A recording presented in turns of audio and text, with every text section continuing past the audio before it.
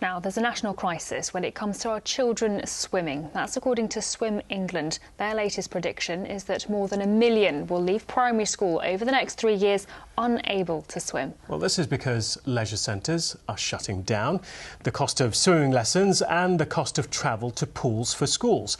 The answer to this, they believe, are pop-up swimming pools. Ellie Barker went to visit Brentry Primary School in Bristol, where some children are learning to swim for the first time. When you see these Year 4 children swimming, you could be forgiven for thinking they're at a nearby leisure centre. But this is where they really are, a pop-up in their playground at Brentry Primary in Bristol. They've brought a pool to school, and this is what they think so far. Enjoyable. Incredible. It's so warm. Excellent. Brilliant. They're being taught by Georgie, who's a national swimming champion.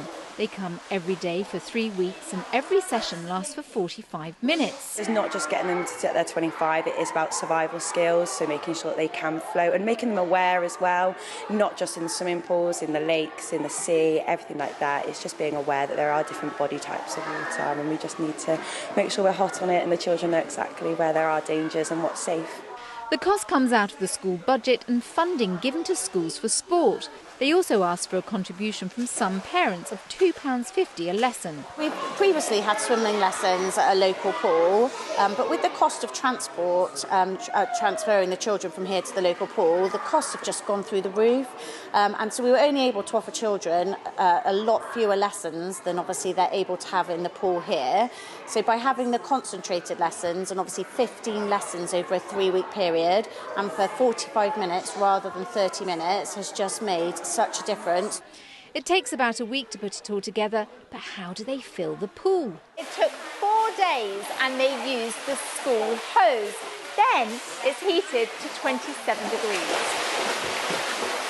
It's organised by a sports education company who says there's a national crisis. The latest guidance from Swim England is the prediction is over 1 million primary school age children will leave school over the next 2 to 3 years not being able to swim. And that's quite frightening. So it's gone from sort of 1 in 5, now looking at to 3 in 4 and not being able to do the national minimum. So yeah, it's quite frightening.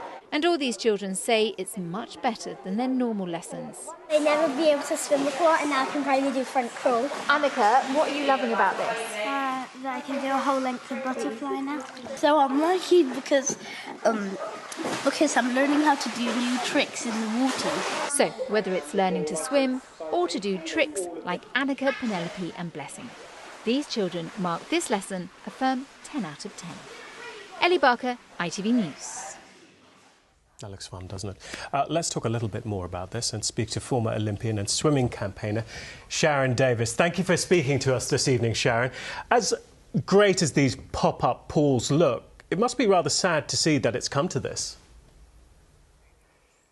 Yeah, absolutely. I mean, we've lost about 1,000 swimming pools in the last 10 years. 400 of those have been local authority pools. And I know we have quite a few in our area that, you know, with swimming clubs that are left not being able to find water time.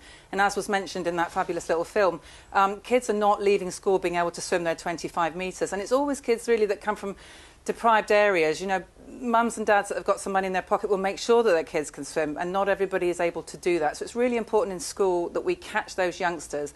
And those intense classes are a really great idea. And of course, as was mentioned again, you know, it saves that commuter time as well, which getting off the bus, in the bus, into the changing rooms, you know, they just get all of that time in the water. It's an intense course and they will learn to swim much quicker that way. It is a combination of factors, isn't it? The cost of transport that we heard about, as well as the cost of the lessons themselves, is becoming more and more difficult to access these facilities and lessons. Yeah, absolutely. You know, if we lose the pools, then we're not going to be able to get the access.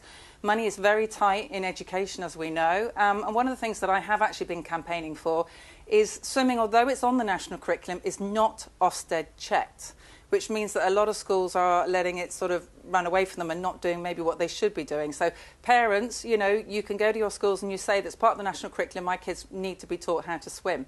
It's a life-saving skill. It's a skill that you have from cradle to grave. You can do it whether you're injured, whether you're pregnant, you know, whether you've got arthritis later in your life, and you can do it as a fabulous family activity as well, and you know it can save lives. And unfortunately we lost a lot more children during COVID that weren't being able to be taught. And of course, we're doing outdoor swimming, which is great to see, but we need to make sure that kids know how they can be safe in the outdoors when they're, you know, in lakes and rivers. You talked about the national curriculum. You fought to get swimming on the national curriculum, you said around 30 years ago.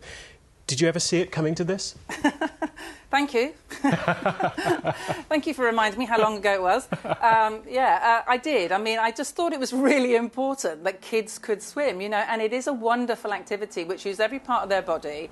It's non-weight bearing, so it doesn't put stresses and strains on hips and knees.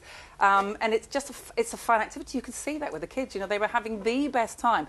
27 degrees. I was nearly keen to get in. So, yes, I mean, it's important that we can make sure that they can actually do it. Historically, if kids aren't taught to swim when they're younger, it's much older to do. It's not impossible. It's never too old to learn to swim, but it's always a little bit more difficult when you've built up mental barriers about it, and kids don't have those mental barriers.